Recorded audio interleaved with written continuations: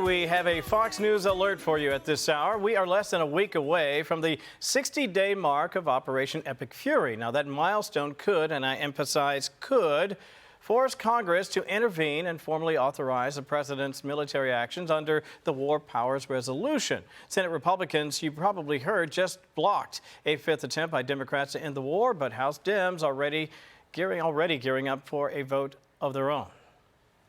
I just introduced a War Powers Resolution to stop this president from continuing to keep us in this illegal, unconstitutional war in Iran. Let's end this war immediately. It's unconstitutional. There's been no authorization from Congress. I'm one of many members of the Progressive Caucus that is committed to introducing and reintroducing these War Powers Act resolutions until we get Republicans to join us in holding this administration accountable. And joining us now for tonight's big close-up is Congressman Eric Burlison from the great state of Missouri. He's also a member of the task force on the declassification of federal secrets and UAP caucus member.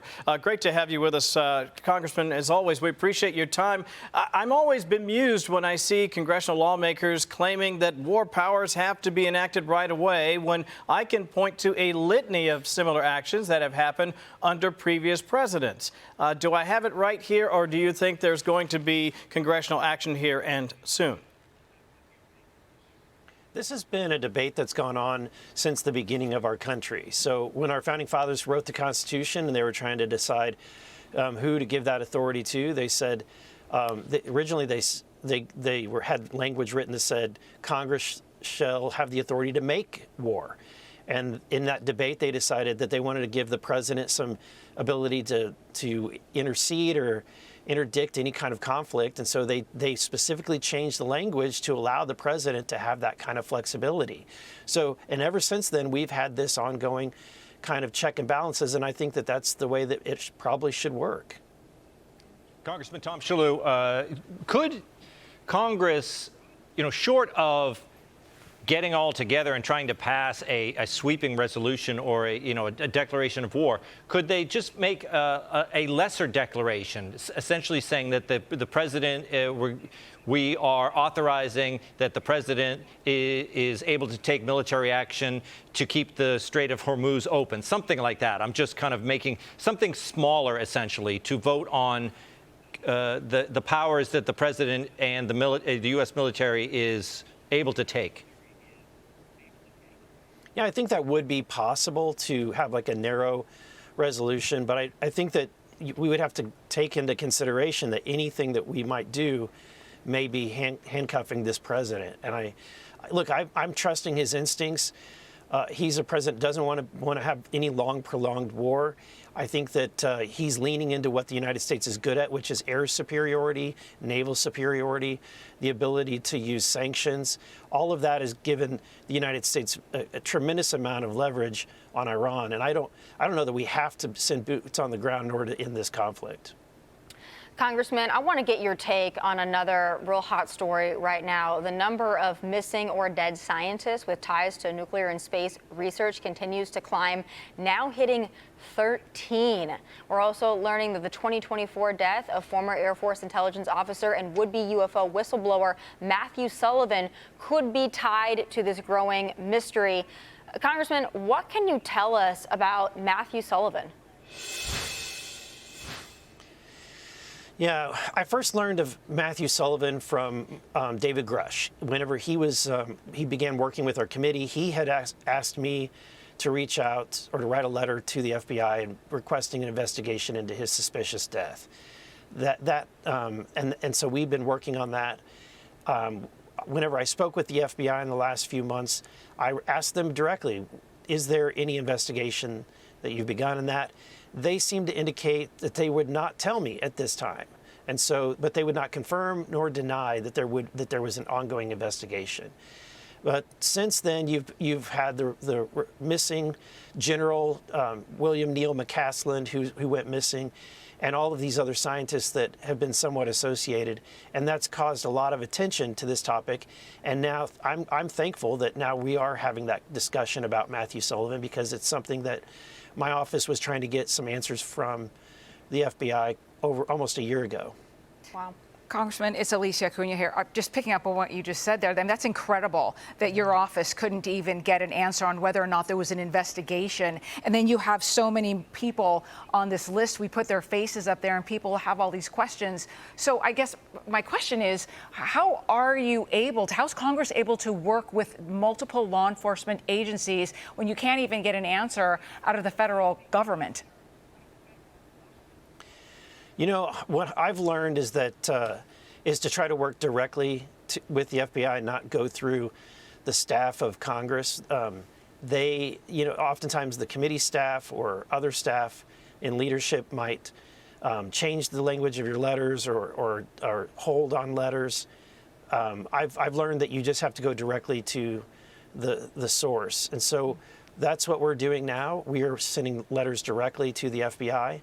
And I think that they've been easy to work with since we've engaged them directly. But what I would say about these scientists is that if you look at this big list, there's going to be some names in there that really don't fit any kind of narrative. I mean, there's a lot of names in there and a lot of suspicious deaths, and I think each one of them is suspicious. I think every one of these scientists was valuable to the United States, and the loss of these 13 scientists means that we have a weaker nation because of their loss. You know, all of our adversaries celebrate the suspicious disappearances or deaths of these scientists, but that's not to say that there may be something fishy going on, especially when you look at the scientists who went missing. You know, General McCaslin was the first one that that got us a lot of awareness and attention. But then when you looked at some of the people that are associated with him and the fact that their disappearances all are very similar, all within a series of about 5 or 6 months, walking out of their homes, leaving their car keys, leaving their wallets, leaving their cell phones, and never coming back, never to be seen again.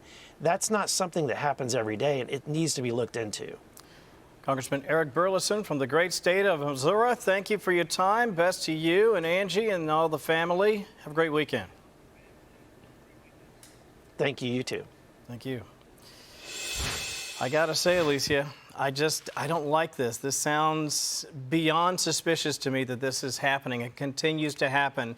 It makes me wonder what, if nothing else, there could be a foreign actor involved in a circumstance like this, but it just doesn't add up to me that all these disappearances would all be happening right now. Did your jaw drop when he said that he couldn't get an information, he couldn't get a confirmation that there was even an investigation going from on? The Fed, a sitting member of Congress. Amazing. That's incredible. And that also doesn't help conspiracy theorists out there. Yeah. It doesn't help the rest of us with them, because then they basically floods the market with ideas that aren't helpful.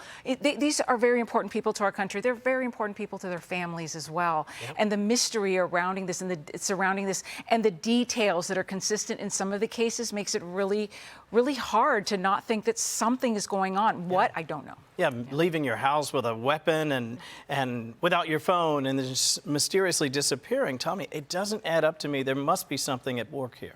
Yeah, what really strikes me, too, when you mentioned kind of the similar behavior of some of these individuals that have gone missing, leaving things at home, people that are, mothers, fathers, that they have family. We've even heard some that have said, hey, raising an alarm bell, if something happens to me, just know I didn't commit suicide. Exactly right. I mean, that is stunning to me. So I know that we're hearing that the FBI is looking into it. I have full faith that the FBI is looking into it. But anytime you have a series of events like this, the American public is obviously very invested into this because it's concerning and it's a pattern. So I think the more clarity they can give, the better. I'm also taken back to when we had the drones over New Jersey, right? And it was like, why can't we get answers on this? We're seeing them. Why can't we get answers? Turns out there was a simple explanation, but they withheld it for so long that people started to panic. More information is always better. I know investigations need to play out, but this story, now that the list is growing, is not going to go away. Tom.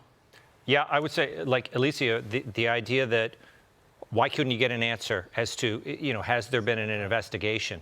It's weird, but then again, a lot of this is, CYA.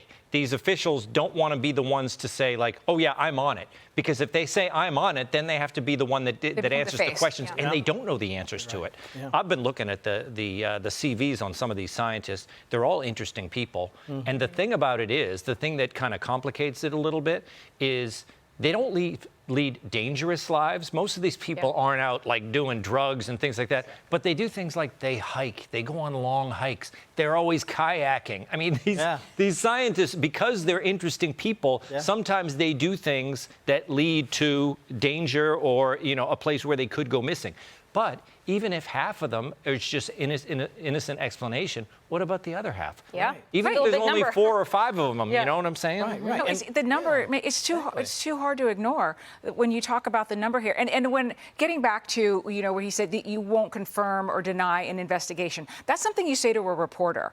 I've been told that plenty of times, and sometimes it's because law enforcement has a suspect in mind. They're on to a lead. That doesn't seem to be what's happening here. Yeah. Yeah, and what really bothers me, I think, more than anything else is we live in a world where you can find people for the most part, and then suddenly we're not able to locate all of these people? Really?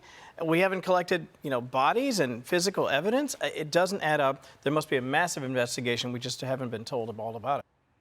Be sure to like and subscribe for all the Fox News latest on YouTube and catch full shows streaming now on Fox One.